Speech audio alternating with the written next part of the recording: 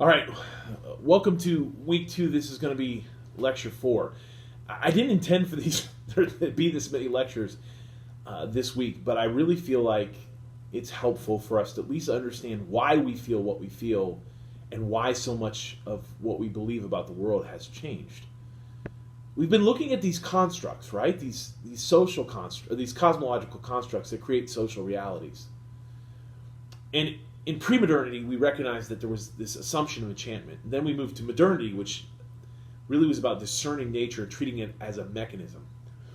But what we've come to realize in the 20th century is that the universe, the world, the cosmos, isn't as easily mechanistic and controlled, reductionist and standardized as we had otherwise assumed. That a new physical structure, a new way of understanding reality begins to emerge, and it's what we call chaos and complexity.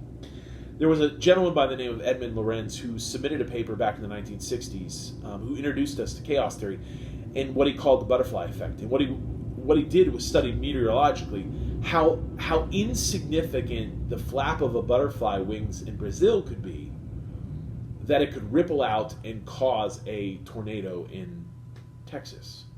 And what he was saying is that there are these seemingly minuscule, inconsequential elements at work in this world that can't be otherwise predicted or controlled that impact greatly the outcomes of life and existence as we know it. This world is not simply some mechanistic structure that can be manipulated, controlled, and predicted. There's something else at work here. Let me put that in common parlance. Someone coughs in Wuhan, and the world shuts down. That there's something about chaos and complexity that helps us realize that this world is far more interconnected than we realized. Far less deterministic and mechanistic. Far more rooted in what we would believe to be inconsequential events or anomalies that may have significant impact because of the way in which the world is rooted together.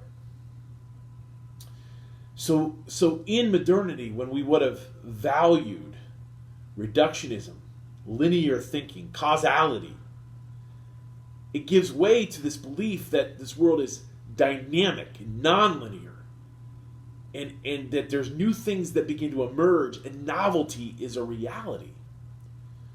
That instead of resting on the laurels of our capacity to reason everything out, standardize efficiency, operate at a level of predictable outcome and control, which is a hard thing for people to give up, which I think is probably one of the reasons why we're in the mess that we are in, because currently in culture, there's a lot of people clinging to the assumptions of modernity, even though chaos and complexity seems to make much more sense in the world in which we live. But we're moving into a time in which we begin to realize that this interconnectedness, this wiring together, this rootedness together,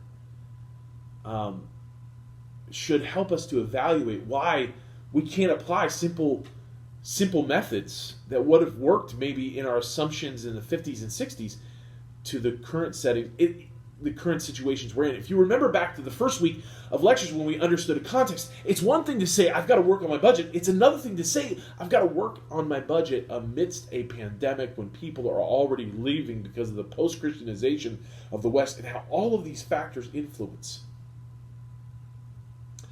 And how it's not just simply something you can reduce down to its bare part and then understand the causal chain. But there's influences that actually come in the middle or on the back end that can influence the entire chain as a whole.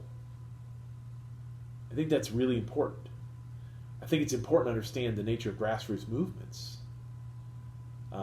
Think about, let's talk about in today's current reality, Black Lives Matter. This didn't start as some sort of influential power structure.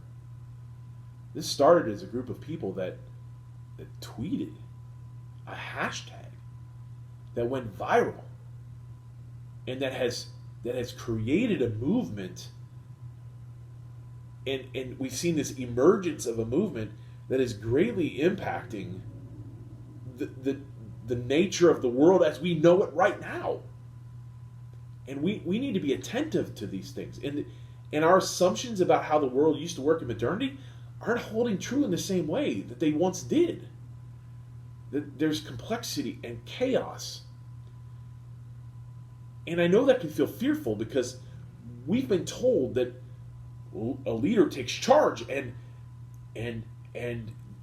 determines how we ought to go and sets course, and we move in predictable ways. That's not what leadership in the 21st century is going to look like, especially in the church, within the context of chaos and complexity.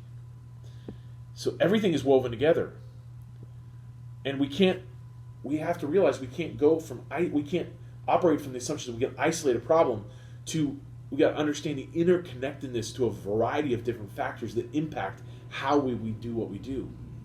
I want to suggest that might be in alignment with how we even read some of the scriptures.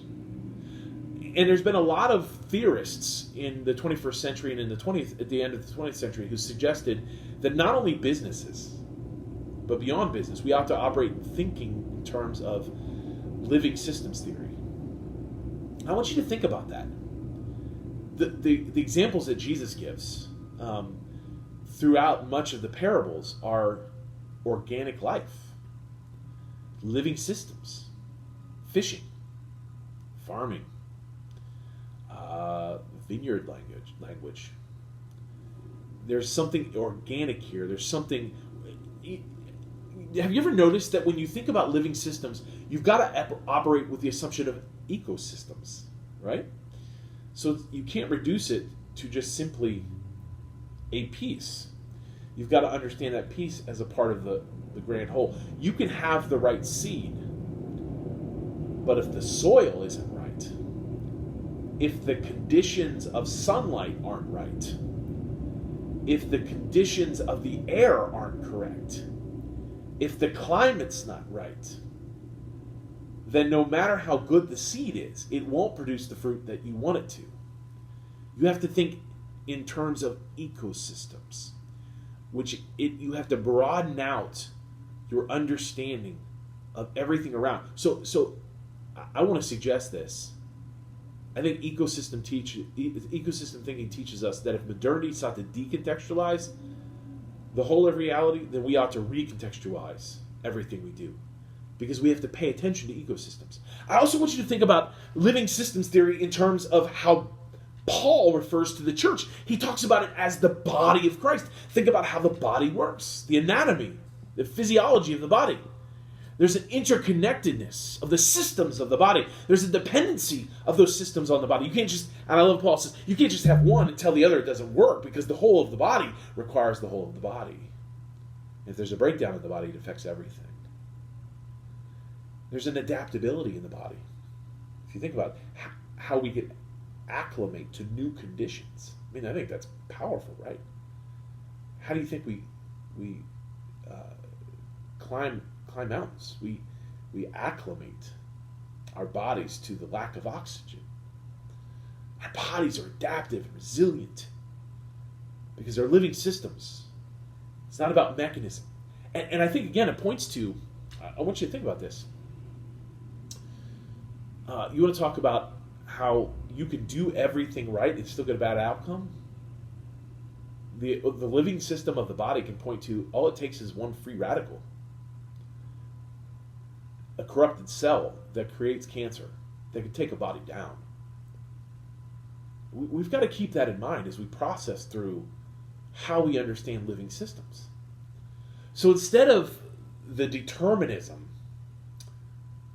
of modernity, or even at times the assumptions of pre-modernity, what if we begin to embrace this idea that chaos and complexity are in alignment with the living systems that Jesus talks about within the scriptures? And how, as the church, we need to embrace that living system understanding so that we're not driven by these assumptions of social control and outcomes and predictability and power, but instead in interdependence, resilience, adaptability, nimbleness, health. What What multiplication? Let's think about that. We're constantly multiplying cells within our bodies, right? What would it look like for us to think in terms of living systems? That's what I want to spend the last bit of lectures this week talking about. So again, I apologize for this really quick overview of pre-modernity, modernity, and then the chaos and complexity. And I hope I've done a marginal job of explaining the complexities without getting into the weeds. But I really want us to understand that the reason why you're having challenges right now, the reason why you're experiencing the difficulty, is because the world has changed. Our cosmological constructs have changed. And it's redefining how we understand how we live in relationship to the world around us.